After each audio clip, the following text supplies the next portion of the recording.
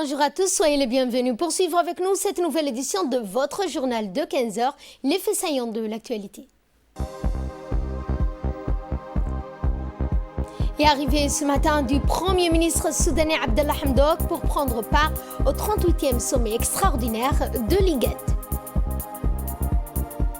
Dans l'actualité internationale, l'Union africaine inaugure son observatoire des migrants au Maroc. Bonjour à tous et nous entamons ce journal par l'arrivée du Premier ministre Abdallah Hamdok pour prendre part au 38e sommet extraordinaire de l'IGAD. Le Premier ministre soudanais, M. Abdallah Hamdok, est arrivé aujourd'hui à midi à l'aéroport international de Djibouti pour prendre part au 38e sommet extraordinaire de l'IGAD. Eh bien, à son arrivée, il a été accueilli par le Premier ministre Abdelkader Kamel Mohamed, les membres du gouvernement, dont notamment le chef de la diplomatie, M. Mahmoud Ali Youssouf, le ministre des Transports, Moussa Mohamed Ahmed, le ministre de la Communication, Redouane Abdullahi Bahdoun. Eh bien, sa participation à ce 38e sommet de l'IGAD portera sur les thématiques régionales. La conférence qui s'ouvre demain 20 décembre réunira également des chefs d'État, de gouvernement des pays membres de l'IGAD.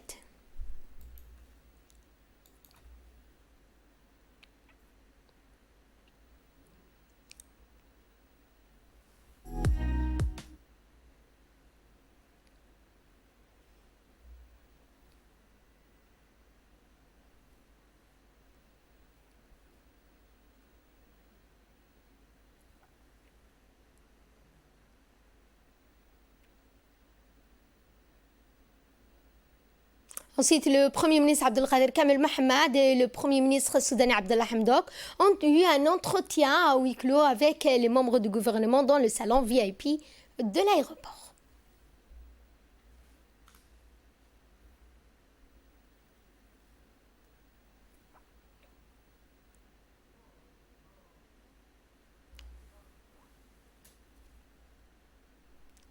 Et dans notre dossier de ce 15h, nous allons parler du sommet de l'IGAD qui se tiendra d'ici demain à Djibouti. De plus, nous verrons également les objectifs auxquels inspire cette organisation intergouvernementale depuis 1986, date de sa création, telle que l'instauration de la paix, la sécurité, la prospérité, contexte de sa création, son évolution et ses missions. C'est ce que nous verrons dans ce reportage commenté par Samater Saïd.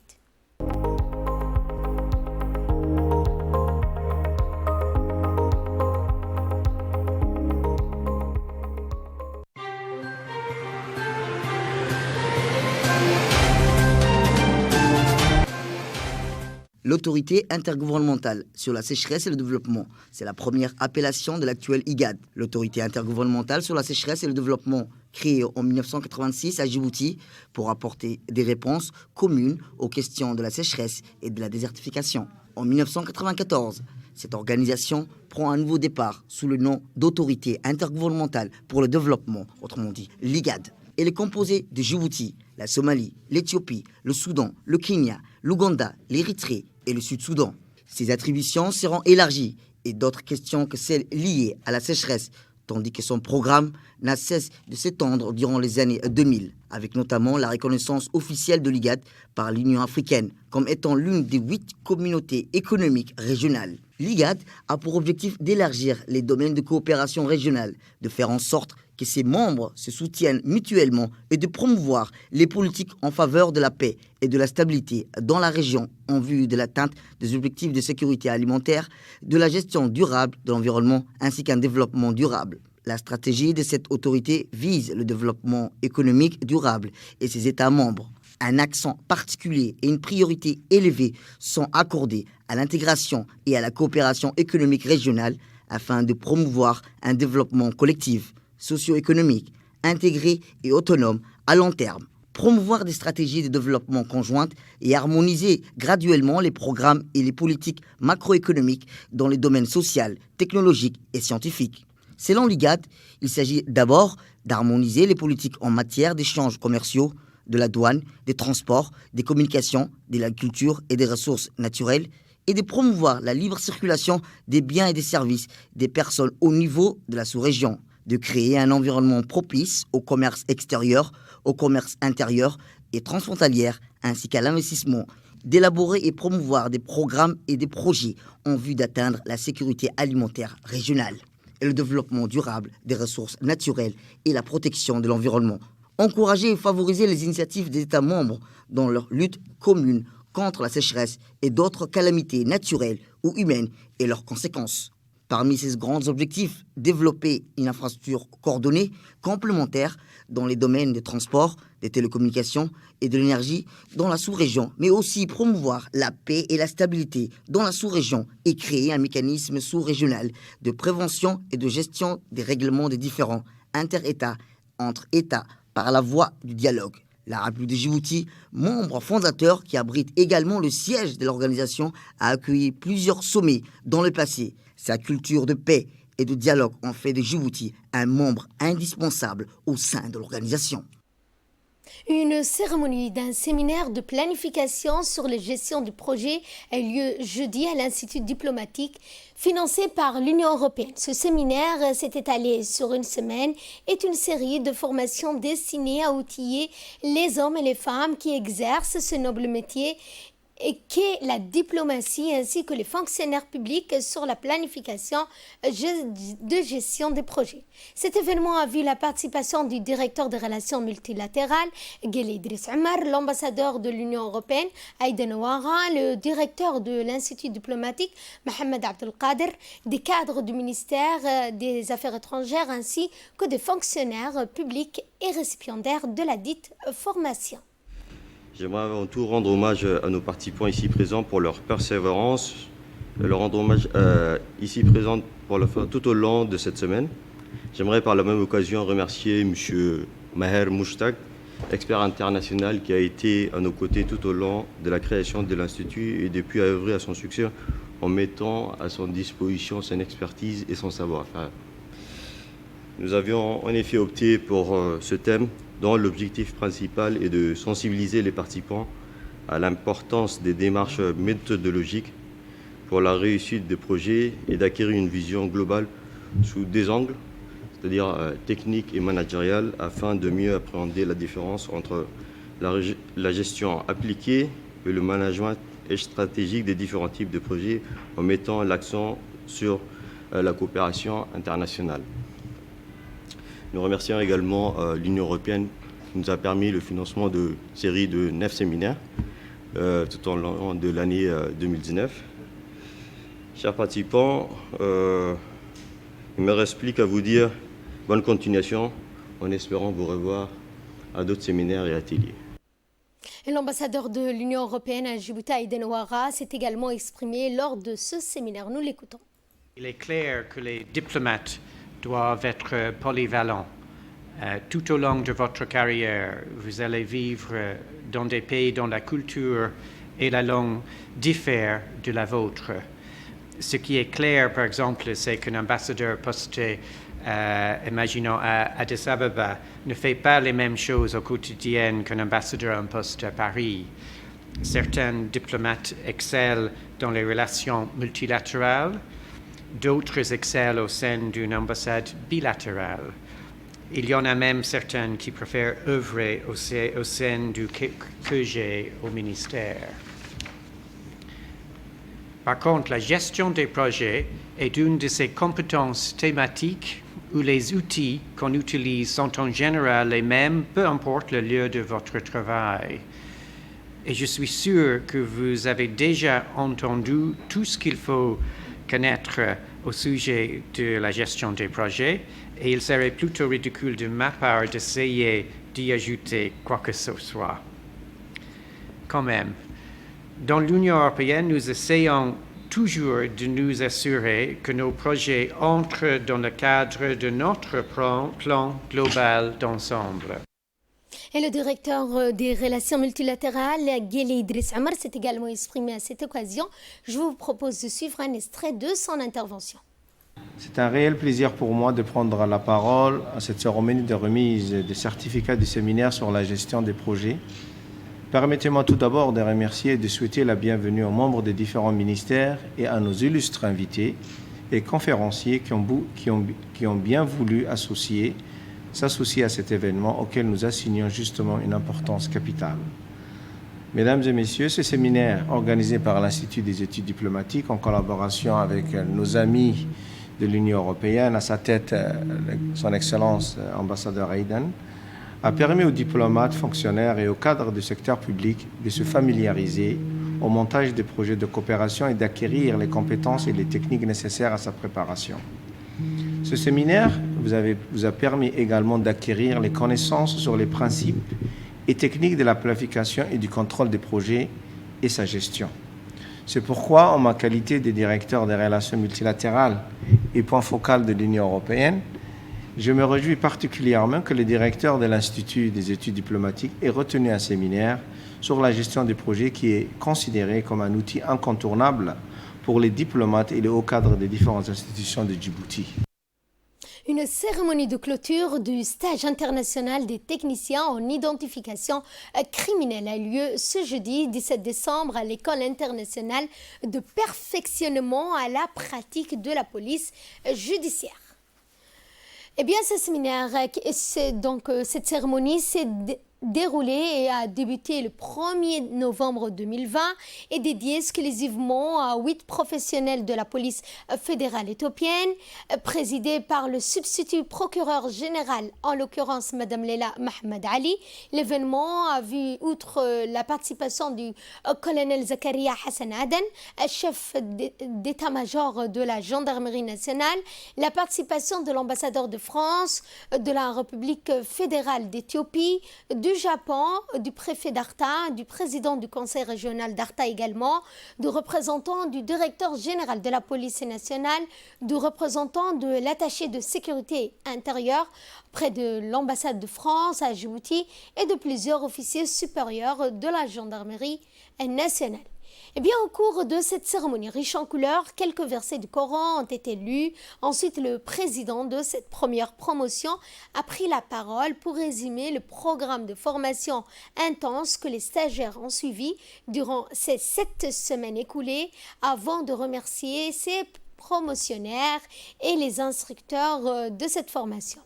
Il a également tenu à remercier vivement le chef d'état-major de la gendarmerie nationale, le colonel Zakaria Hassan Aden, pour avoir mis à la disposition la formation, tous les moyens nécessaires à la réussite du stage, et conclu par remercier l'ambassadeur de la République fédérale d'Éthiopie, le commandant de l'école, chef d'escadron Hussein Mohamed Rayad, a lui aussi tenu une allocution dans laquelle il a mis en exergue l'intensité de la formation et l'assiduité des stagiaires.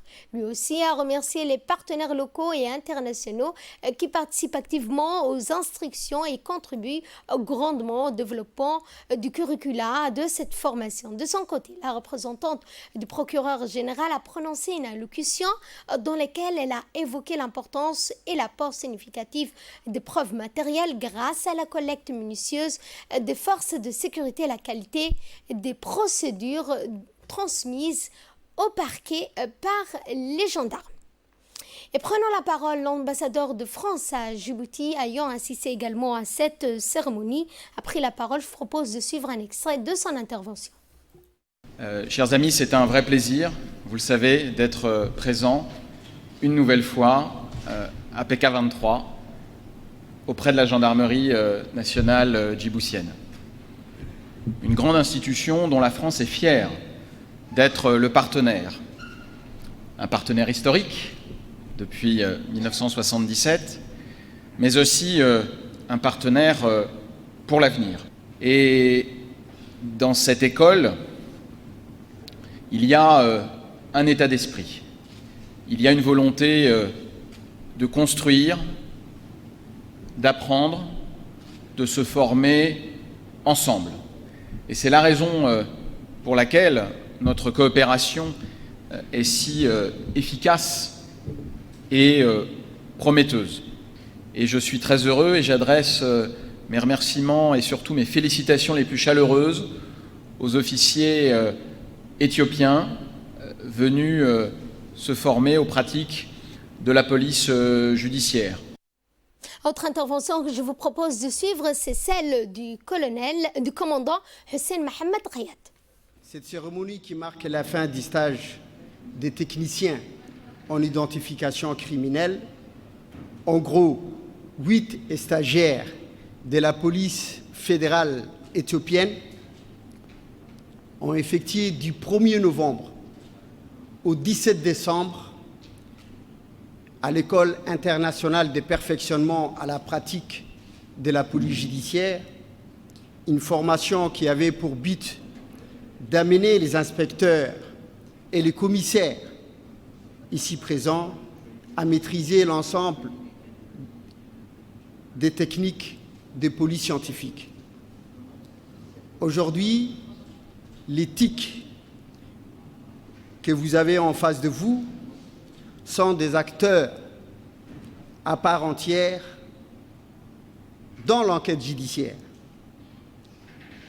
Les TIC ont pour mission principale d'organiser les constatations sur le lieu du crime, de rechercher les preuves matérielles à différentes opérations techniques et scientifiques, de prélever les indices et les exploiter, à témoigner en justice auprès des magistrats et des directeurs d'enquête. La République de Djibouti, en raison d'efforts considérables déployés ces dernières années au service de la spécialisation de sa gendarmerie nationale, est désormais en mesure d'accueillir et de former les officiers au service de cet immense pays ami, la République fédérale d'Éthiopie.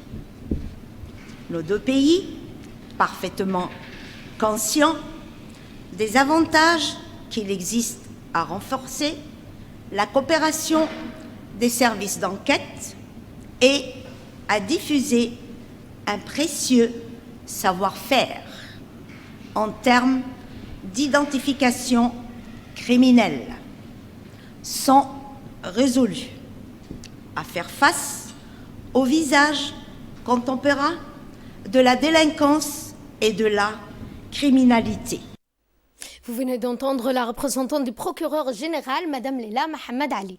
Dans le reste de l'actualité et dans le cadre de la montée en puissance des forces armées djiboutiennes et de la politique de rajeunissement de ces cadres, le commandement militaire a entrepris une campagne de recrutement ciblée en faveur des jeunes techniciens dans tous les domaines. Pour cette annonce, les profils recherchés sont au nombre de 5, des militaires du rang, des sous-officiers, des marins, des juristes, des personnels de santé et des anglophones. Pour une meilleure coordination, une commission a été désignée pour mener à bien ce recrutement. Comme il est de coutume, cette commission se réunit chaque jour pour un briefing matinal afin de mieux cibler la population recherchée. La commission se base sur le principe d'équité, de transparence pour plusieurs ateliers. Ont été également organisés à l'arrivée des candidats, sont accueillis par les membres de la commission. Après identification de la personne par la sécurité militaire des forces armées sur présentation de sa carte d'identité nationale, le candidat se présente devant le premier atelier qui est la mesure de la taille. En effet, dans un souci de respect des normes, l'individu postulant doit avoir une taille d'au moins 1,60 m. Puis vint le moment de présenter son dossier de candidature à la commission. Ce stage, une équipe de 7 officiers décortique scrupuleusement les 10 dossiers et vérifie le contenu par rapport aux critères de sélection établis.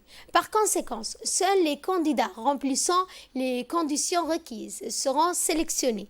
Il est à rappeler que ce recrutement se poursuivra jusqu'au 24 décembre 2020. Force est de constater que ce recrutement est le deuxième de cette année.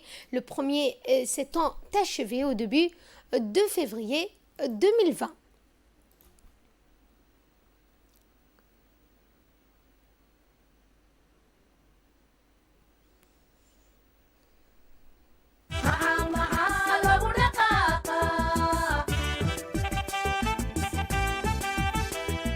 بإذن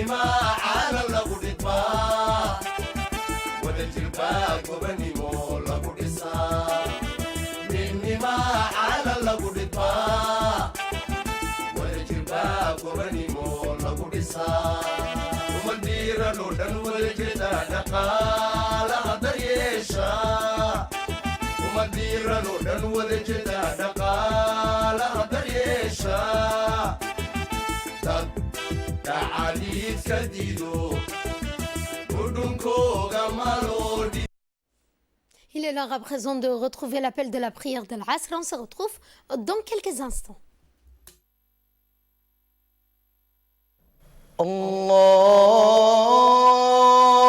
الله أكبر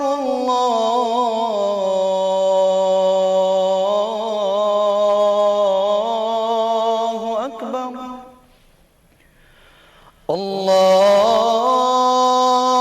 الله أكبر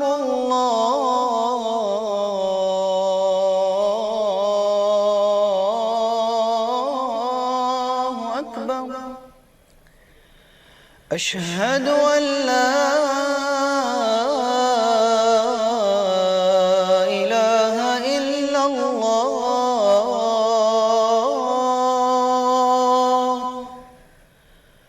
أشهد أن لا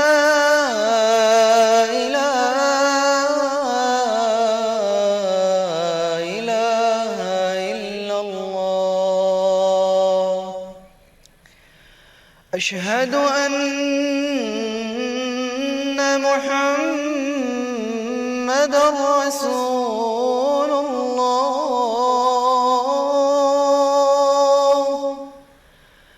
أشهد أن محمد رسول الله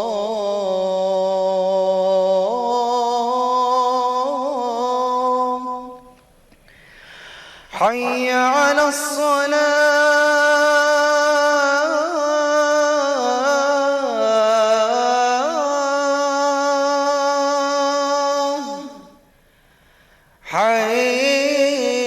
حي على الصلاة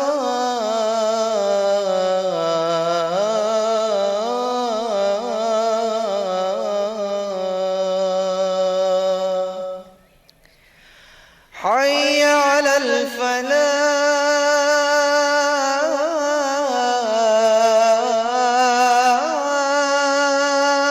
الفلاح حي على الفلاح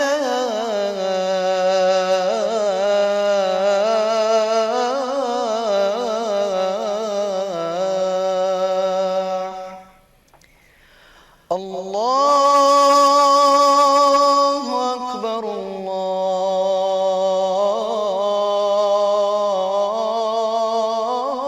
الله أكبر لا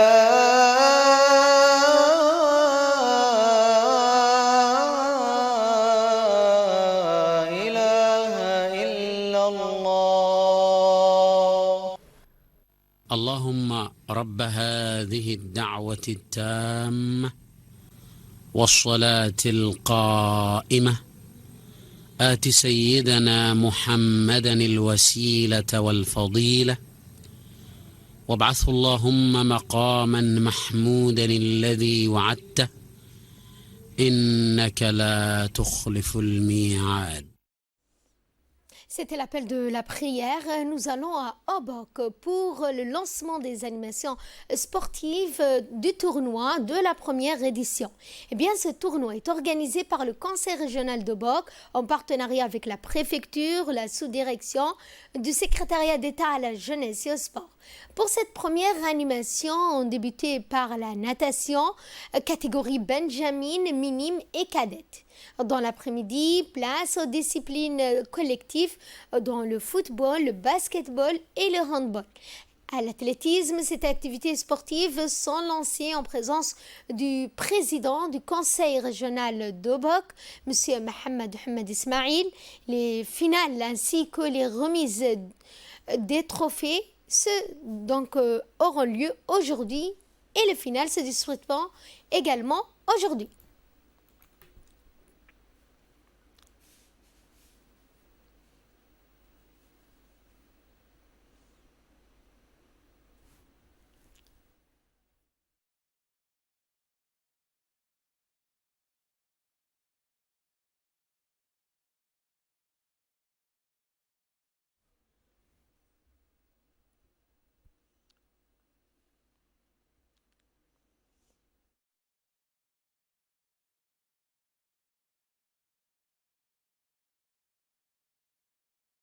Direction Dikil avec l'inauguration hier d'un salon de beauté. Un salon qui représente une vaste gamme de services en matière de coiffure, de beauté, de produits esthétiques de qualité dans une atmosphère moderne et agréable. Accompagnée d'un service exceptionnel, compétent et attentionné, la propriétaire et native de la région, Madame Ouba Abdi, a eu l'honneur d'avoir la présence du préfet de la région de Dikil, Aden Darar Moussa, accompagné du président du conseil régional, Abdurrahman Younis Arré. Cet espace idyllique est une activité entrepreneuriale et une valeur ajoutée à l'économie de la région, mais aussi génératrice d'emplois et de revenus. Et nécrologie pour clore l'actualité nationale, c'est avec une immense tristesse que nous avons appris le décès du commandant Abdelkader Ali Mohamed, officier adjoint du groupement 1 de la garde républicaine, né le 4 octobre 1978 à Djibouti. Il a été recruté en 2004 dans la garde républicaine et depuis, il avait été nommé au grade de sous-lieutenant dans la première promotion de l'Académie militaire interarmée d'Arta. En 2017, il a été décoré de l'étoile du 27 juin de la République de Djibouti. Feu chef de bataillon Abdelkader Ali Mohamed exerçait la fonction d'officier adjoint du groupement 1 de la garde républicaine. Le regretté laisse derrière lui une veuve, trois petits-enfants.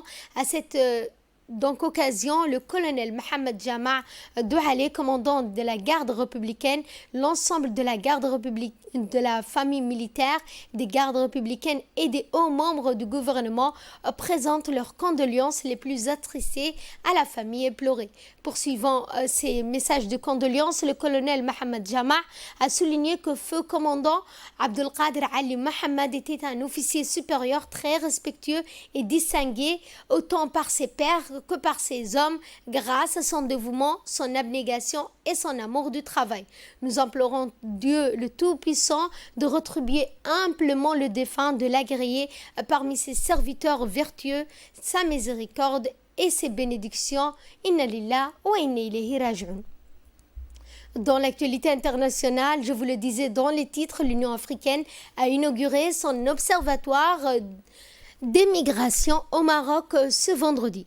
Basée à Rabat, cette plateforme d'études aura pour mission de collecter, d'analyser et d'échanger des données pour une meilleure gestion des migrations. L'Union africaine prévoit d'ouvrir 2 autres instances dédiées aux migrations, un centre d'études et de recherche à Bamako et un centre opérationnel à Khartoum.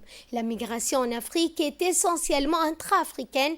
80% des migrants restent sur le continent et seulement 12% parviennent à aller en Europe. Les autres partent ailleurs. Selon des chiffres diffusés en 2018 à Rabat, l'Afrique du Sud serait la première destination des migrations intracontinentales suivie de la Côte d'Ivoire et du Nigeria. Fin de ce journal, merci à vous de nous avoir suivis. Excellent après-midi à toutes et à tous.